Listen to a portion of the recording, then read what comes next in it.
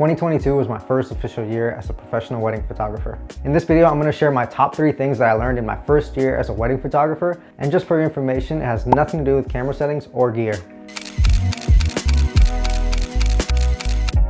Even though I'm still early in the process, I want to share a little bit of what I've learned to help those that are in a similar position or even earlier in the process, because I know it can be a pretty lonely and confusing journey, but I want to assure you that you're not alone.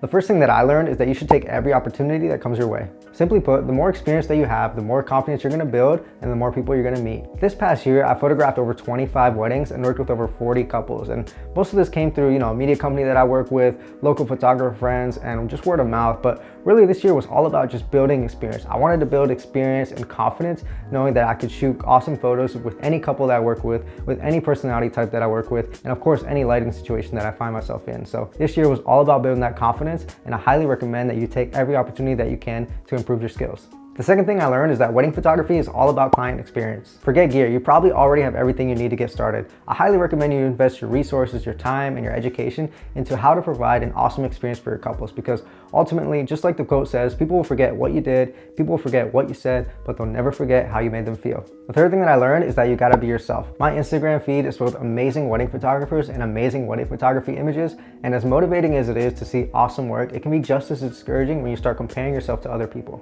Just remember, you have your own unique vision and perspective that nobody can copy and many people already look up to. So just hone in on that, hone in on being yourself, and don't fall into the trap of comparing yourself to other people.